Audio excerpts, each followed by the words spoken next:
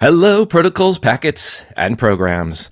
The HTTP 300 response code indicates multiple choices. So on this, our 300th episode, we'd like to say thank you for making ASW your choice of podcasts about all things AppSec. Speaking of choices, if you're writing a parser, choose a memory-safe language. If you're authenticating, choose a passkey. And if you're fixing every CVE, choose a better strategy. What do you say, Vivian? Good call. Which means this week we chat with David Holmes about strategies for making apps more resistant to vulns and more resilient against bots. Choose a number and stay tuned for Application Security Weekly. This is a Security Weekly production for security professionals by security professionals. Please visit securityweekly.com/subscribe to subscribe to all the shows on our network. It's the show to learn the latest tools and techniques to understand DevOps, applications, and the cloud. Your trusted source for the latest AppSec news. It's time for Application Security Weekly. 61%. That's how many U.S. businesses experienced a software supply chain attack in 2023, according to Gartner. This attack surface is constantly expanding. To secure your software supply chain, you first need to control it. JFrog offers an end-to-end platform that manages and controls the binaries and DevOps processes across the entire software development lifecycle. With JFrog, you can deliver trusted software with speed.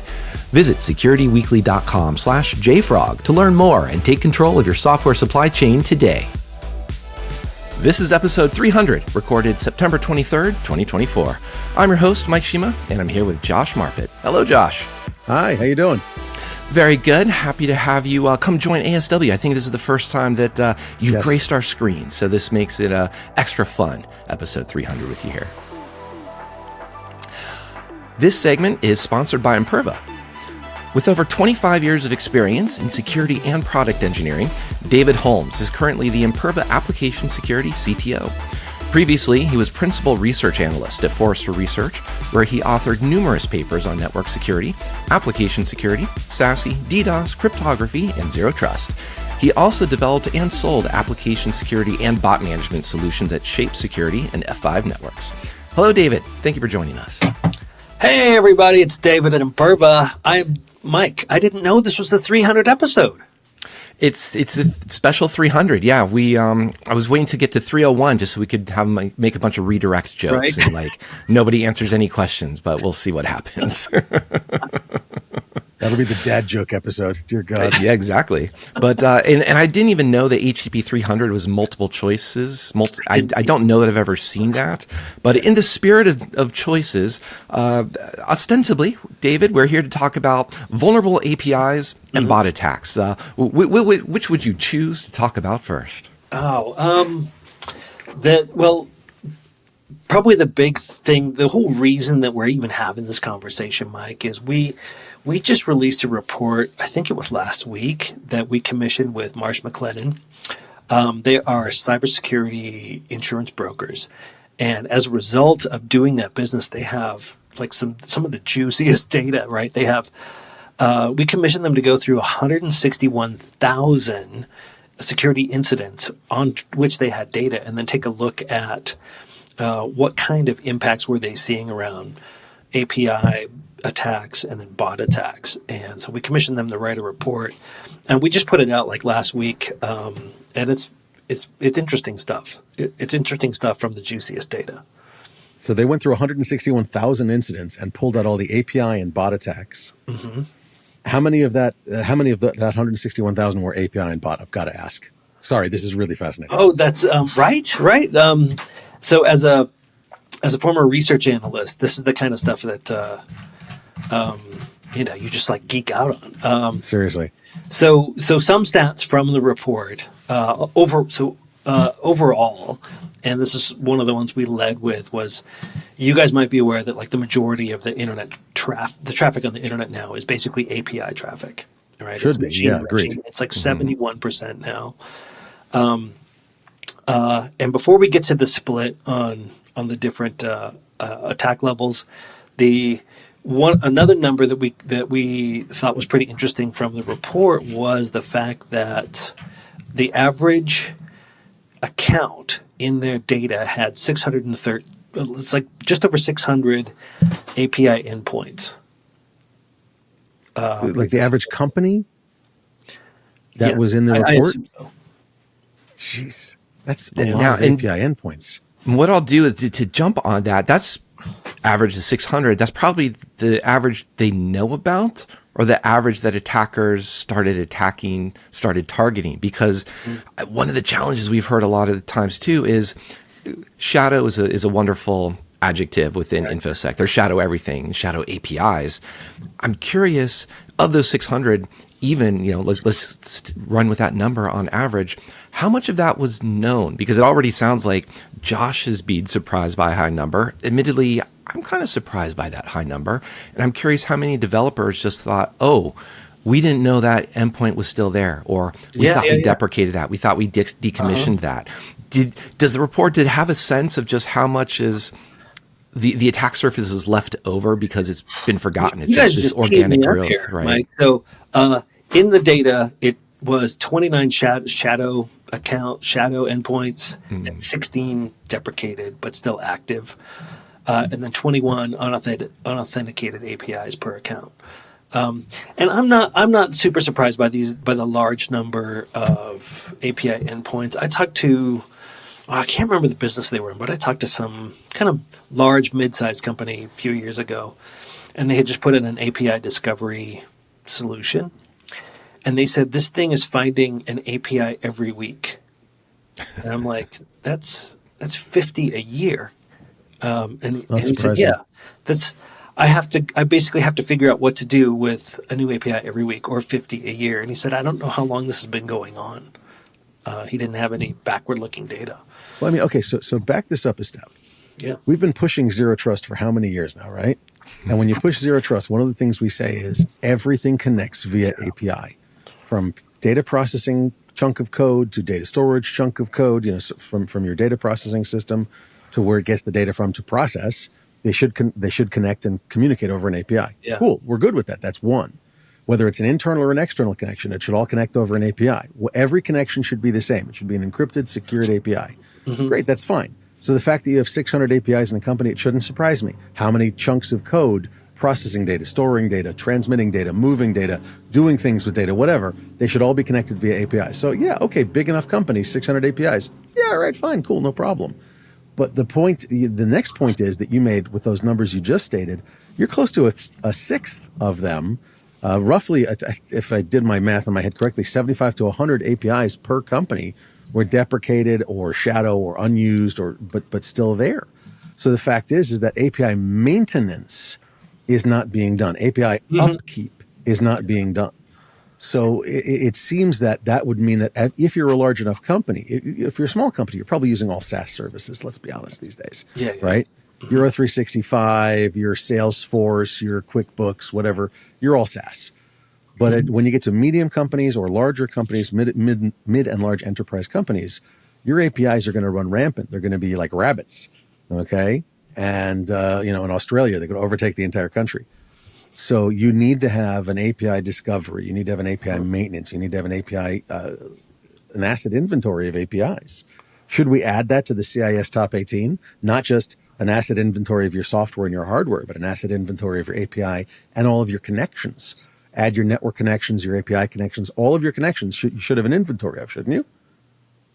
I won't disagree with that. I won't disagree with that at all. I used to live in Australia when I was younger, and the rabbit problem is an issue there. You guys had asked a question about what was the split on the bot attacks versus basically API attacks. It depends on the vertical and the country, right? And going back just a bit to what you were saying, Josh, about the larger your company, maybe the more APIs you have. That's definitely true, and it shows up in the Marsh McLennan data.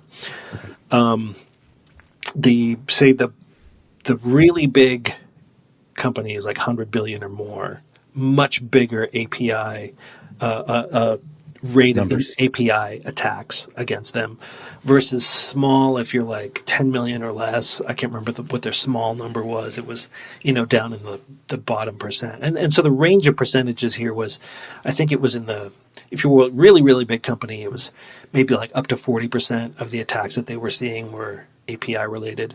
But if you were a smaller company, it was down on like the 4%. So really wide range there. Part of that, I think, is an aspect of just bots are just part of the internet. You're going to be scanned. I mean, people these days are still running Nmap, I'm sure. And sometimes an Nmap scan can be like, oh, this was a cyber attack, and we'll all roll our eyes against that. I know here we're talking about something a bit more, well, I was going to say sophisticated, but a bit more just HTTP oriented. Mm-hmm. And I wanted to shift also to talk about, rather than just attacks, but also consequences. Because I think there's, implied what you're discussing there is that the verticals matter more about why am I being attacked, or what are they going after. And part of the reason to bring up consequences is from a defender's perspective, developer's perspective, what are we trying to protect, and is this just is this approach of defending against volume, or against business logic, or against tricky types of things, going after concert tickets, stuff like that. And I'm curious how you've seen that type of vertical or the type of API influence maybe a security approach, or just the threat modeling even that developers have to think about. Yeah, those are all good points. Those are all good questions. And just a correction, that number I said earlier, that if you were a really large company, it was like 18% of their cyber incidents were API related, versus like 4% if you were smaller.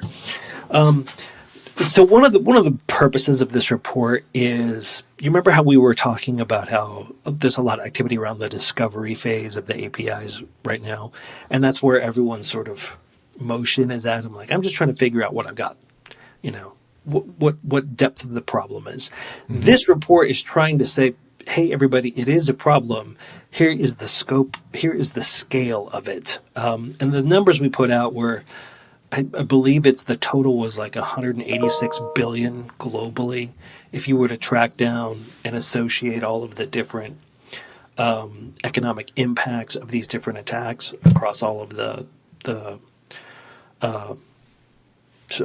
across the globe, and we had basically put it at like 86 billion for API attacks and 116 billion for bot attacks.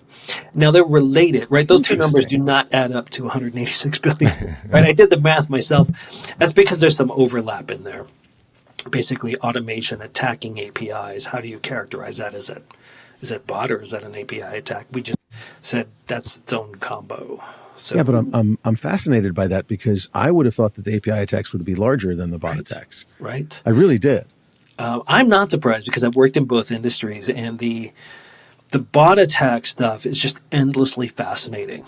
It's all about scaling any kind of website that you put on the internet that has any kind of value, whether it's direct monetary, like there's some kind of account with money in it, or miles, or just something that provides some kind of value to somebody else. And I'll give you a story in a minute. All of those things can be leveraged through what they call automation, right? Through a bot attack to basically scale monetization for somebody. So if they can make $1 for every successful attack, right, then they want to really scale that up so that it can, if they do 100,000 of these, they make $100,000. So I think the financial incentive is higher on the bot side. That's why that number is bigger. So here's an example. This was years ago, but there was a county who is somewhere in the South, and by law they have to put like the legal proceedings, all of the cases, make it available on their website, right? So that any citizen could download, see what happened in the case. Well, there was an aggregator, some company out there that basically sold as a service, any law case in America, come ask us. And they would have customers who subscribed to their paid service, but they would get their source data by scraping all of the little county websites and pulling the case data out. Right. And they would scrape pretty frequently. And so this particular county, like almost all of the traffic, almost all of the requests on their website were from that company. And it was driving their costs up through the roof. Now, legally, they're supposed to provide this information, but because there's no crime really being committed here. One could argue, how viable is that person's business model if they're just scraping publicly available data? But whatever, there's no law being broken. So it's not like a cyber attack, but there's clearly a financial impact here, and who should pay for that? And part of that too highlights the aspect of how do I defend against this, or what am I defending against? Because we've gone down actually two, I think, very separate paths. One is these API attacks. We need to know where the APIs are. The shadow APIs, just what deprecated, et cetera. So we need the basics of inventory. Once again, probably a 20, 30-year-old concept. One of those things that's much easier to say than do, of course. But bot attacks aren't necessarily going after those unknown APIs. They're going after the very simple APIs that have some business workflow, as you said, that has value. I need to go through a checkout process. I need to go through a download process. Just give me information.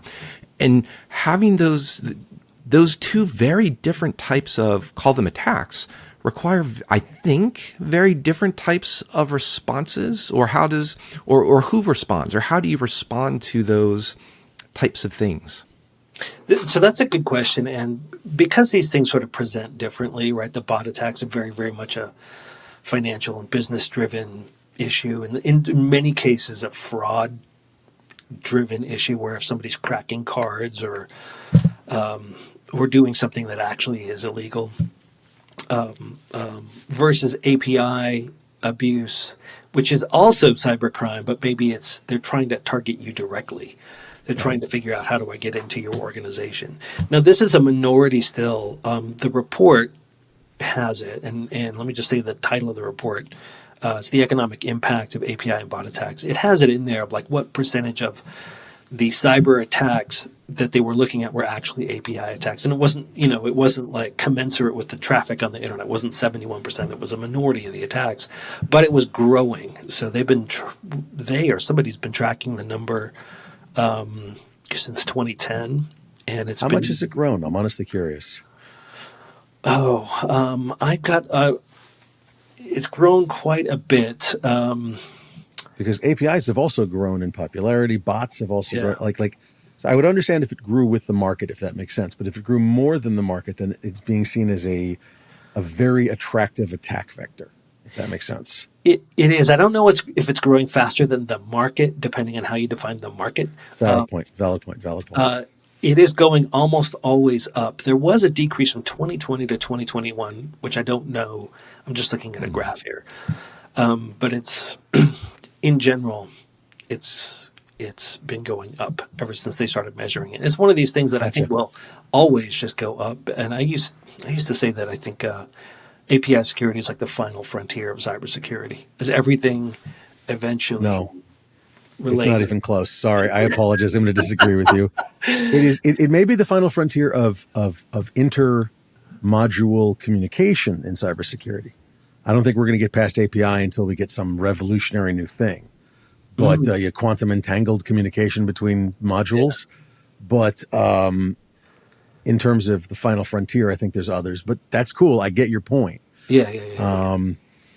I think, however, the API security is going to be, in my opinion, just my personal anecdotal opinion, API security is going to continue to be an incredibly attractive attack vector because of the shadow API, because of the unmaintained APIs, because of the undisposed of APIs. Cleaning up after ourselves is a big problem in InfoSec.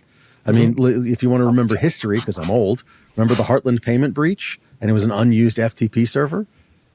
Okay. Communication between companies and between modules, FTP was it for a long time. And they left an FTP server running and everybody forgot about it. Right. And all of a sudden there's billions of dollars at stake and oops. And more recently, we've had, forgetting to put authentication on this one particular endpoint. I think that was the Australia has some providers there have suffered that. And I think, APIs they're sort of just, I want to say the obvious way. The modern web applications, modern applications are much more designed, architected as, here's the API that either has the web application, the mobile application kind of presentation layer that's talking to it. And so everything is just kind of APIs by its nature. One of the things I wanted to tease out, though, is a lot of these attacks aren't necessarily, maybe this will be the part where we don't agree. A lot of these attacks don't sound like they're necessarily going after insecure code. They're more going after maybe an inadequate design in the sense of being used for fraud, or a lot of bot attacks are basically abusing or overusing a business workflow that's actually the way it's been intended. It's just not intended for ticket scalpers as it is for like you and I trying to buy tickets to a concert. Right. And that's, I think, an important distinction, because we can't just say, here's the OWASP top 10, do your input validation, output validation, blah, blah, blah, blah, blah, and you're going to fix bots. It's a very, very different field. David, Right, before you and- get started, I want to throw something in there. Yeah. There's actually a set of these, and it's business logic, implementation, and then the application code. The application code it's pretty mature these days, let's be honest, okay? But the implementation and the business logic, good luck. So go ahead, David, I apologize. Yeah, so I think you're exactly right, and in what you were observing there, Mike, is that when a developer makes some cool function available, most of the time they're not thinking, how could this get abused, right? So I remember somebody in San Francisco, they made an API or whatever to reserve parking spaces. Do you remember that? Right. And then somebody came around and basically built like an app that basically reserved all of them and then would sell them, basically monetizing this thing.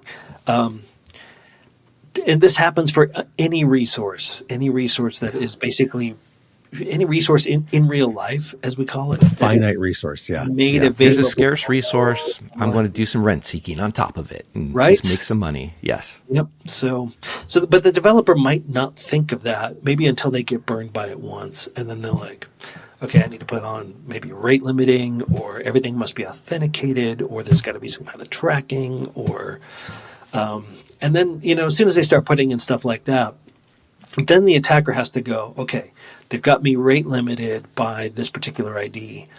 I wonder if they've implemented the business logic properly, so where I authenticate with one ID, I'll authenticate with a different ID every time, but when I actually make the request, I'll use the ID for the one I need. And the developer may not have thought to check that, right? And that's where a lot of the stuff is happening right now in API security, is sort of following up on this BOLA, right? The object business language attacks and stuff. Right. Yeah, and an aspect to that too is also as you're pointing out, this isn't something you can just run your grep or your fancy grep, aka SAST, or because we're in 2024, your LLM that's just basically a fancy grep on your code to find out the common types of basic flaws. How do you look at every single code file, every single part of the repo to think this is actually the workflow that a request goes through? These are the assumptions associated with it, and this is where someone can bypass it. This is where someone can do some inauthentic, because that's a cool word, behavior, tease that out. And that's where we get into something that you're very much external to the code you're writing. You're like, who is this that has shown up? Is this David? Is this Josh? Is this an impersonator? Right. So I remember when I first started looking at API security, and I was expecting it to look like things like a web application firewall or a firewall, right? Where's the signatures? And Right. That's not how this works. And I looked into it, and the reason is because in an ideal world, your API represents basically your business logic pretty closely, right? That's what it is. And because everyone's business logic is going to be largely different or bespoke to their org, we can't just have a team of people going, well, here's a signature to detect all of ticket scalping or whatever. It can't work like that. So the state of the tech now is basically a lot of anomaly detection, looking at what parameters from what requests appear to be being reused across sessions, and then trying to find it that way, right? And in some sense, for people who are used to signatures and greps, that might be unsatisfying. It might seem non-deterministic, but there's really no other way to do that at scale now. And if the outcome of doing it this way is, hey, at least I found everything. Maybe there was a patient zero that got through the first time, but if they're just trying to scale from $1 up, I just lost $1. If that's the current state of the tech, then so be it. Does that answer your question, Mike? Oh, totally. And I think it also leads into zero trust has been brought up, and I'll touch on that just briefly without trying to define what it might be. But it used to be the case that maybe an IP address was mostly reliable, as this is where an attacker this is how we can identify an attacker and associate and attack traffic with a particular IP address. No longer the case. It's now that very specific client. What are they doing? And how do we have an identifier about this client? And the reason, what I want to bring in from that is that we also have a tension with mobile devices, with web browsers who are trying to limit user tracking. And that limiting user tracking does come with a cost that says we don't have a reliable way to know that this is the repeat offender versus this is our authentic user. And suddenly, developers are really going to have to struggle about how do we know we should deal with this user? Wait. We should instrument all of our APIs and document the crap out of everything that comes out of them? What are you, a heretic? Oh my God, you horrible person. You're going to make developers add like 3 lines of code? Oh. I'm on AppSec. We just say, go ahead and do this. We don't care if it's 3 lines or 300 lines that they need to add, which is not the right approach. If you're not instrumenting your APIs, you're not doing your job right, and your development is borked. Period. End of story. And that's a great thing to bring up. What I want to say is what does it mean to instrument the APIs? Because I was making, as an example, like we can't just rely on what IP address did this come from. That instrumenting of logging an IP address probably isn't as helpful. But what comes to mind when you're saying that? What are some examples you think that can actually be helpful and consequential for defenders? And Josh, this is a question for both of you. I'll let you take a step at that. Sorry, I lost you for a quick second. Restate it. So let's talk about instrumenting the APIs. Like what should we be instrumenting, or what can developers do with their APIs to try to help themselves on this? For what information? What information is being proffered? Back. Mm-hmm. Did the same person take it? Mm-hmm. When did this happen? How much data was transferred? Where did it come from? Nothing crazy special. Just, when I go to a large company, and I mean a large company, and they go, we don't know who's taking our data. I'm like, let me see the logs from your APIs. And they go, we don't have any. And I go, what? What do you mean? They're like, oh no, we don't know who's taking the data from our data lake. We have no idea. You have to instrument your APIs in the very simplest form. Who is asking for what? What IP address are they coming from? What, what information are they being offered? What information are they taking? That's the simplest. Now you want to get crazy? You can start doing, can I tie that to a case or a ticket or a thing, a business process of some sort, so that, hey, this business process comes rolling around and it always gets a download of mortgage rates from this API. Great. I know it's part of business process cycle 125, like that kind of thing. That's extending the instrumentation out into the business process, not just the specific request, each individual request. You want to go even farther, you can start doing automation and orchestration in terms of which container, which user account, which service account. Are they doing MFA on these requests? That's a yes. And you can link all of your business processes and your data flow diagrams into this. That's even better, but that's so far beyond even the scope of most companies these days. Right. It ain't even funny. Right. Okay. But at least get who's asking for what and what are they getting? And weren't you just saying that they said we have nothing, we have no visibility whatsoever? So getting from where they are to where they should be in an ideal world is like a really big jump. That if they're lucky, they're preventing some losses on the bottom line. But if they're if they're not lucky, this is just a lot of work that some PM's going to go, you're doing what? And that Why are we spending this observability amount of time?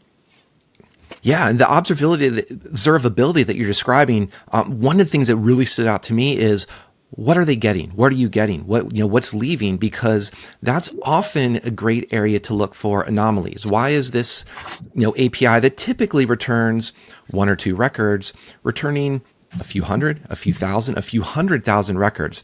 That's possibly an indicator of, call it basic scraping, some other type of vulnerability that's extracting this data, so on and so forth. So everything that Josh just described has AppSec implied in it, but those sound like very basic, very common, let's say SRE, DevOps approaches, just in the sense of observability. How is my application behaving? What area should I care about? And I think, David, hopefully this starts to sound like something that you think will drive down the numbers of the 2025 version of this report. I'm not sure. How optimistic does that feel? I think we're a bit of ways from that. And so, and I'm going to have to go in a few minutes. So let me just kind of like bring it back to the top. The purpose of us releasing this report, the economic impact of API and bot attacks, is... Which we can get where? You should be able to get that from imperva.com. Good, thank you. Oh, and also, if you don't mind, a small plug. I'm actually going to be interviewing the researcher who put all these numbers together. I'm going to geek out with him on the data. It's next week, like October 1st. Send us a link to that, please. I will try to remember to do that. Thank you. Because as a former analyst, I love looking at this kind of data. And I do remember one thing that he showed was top 5 countries that had the highest levels of API and bot attacks. It was like Brazil was number 1, Japan was number 2 or 3, France, I can't remember the whatever, and then America, the US, was like number 5. But that was if you just rank it as a percentage of the attacks. If you looked at the global number of attacks that were API related, the US was like more than all of them combined. Just, of course, because of the amount of e-commerce and stuff that happens in the U.S. So we'll be looking at that data. But the purpose of this report was for people who suspected, hey, do I need to be doing something about API security or bot? Like, is this even a problem? It's to provide a report from basically a third party with credible data that says, yes, this is the problem, and this is the scope and the size of the problem.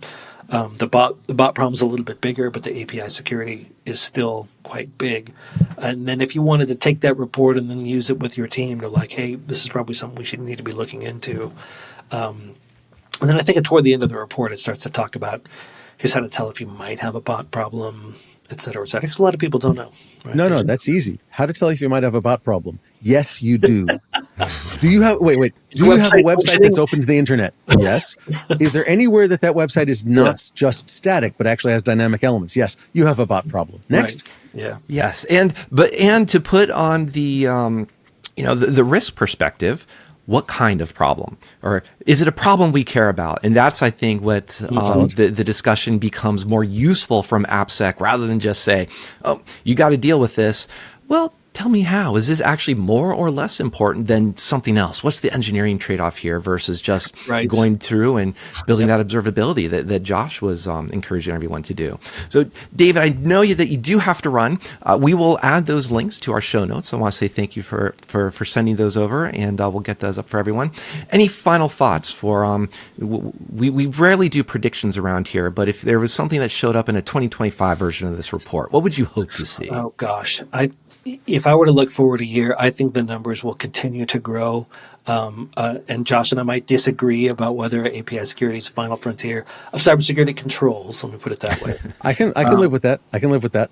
I think both of these numbers will continue to go up. The one thing I would hope to see is that, and I don't know if it'll be next year or the year after, is that we can kind of get past that initial hurdle of just it being about API discovery in API security. I mean, yes, that's the first step, but at some point we have to actually start to get to let's do some remediation here. Let's at least try to stop Ebola, or try to actually be doing something. No, So the journey of 1,000 cliches begins with one step. So, enumerate your APIs. Thank you, David. It was great to have you here. Thanks, Josh, as well. Thanks, everyone, for listening. To learn more about Imperva, visit securityweekly.com/Imperva. We're going to take a quick break now and return with news of the week.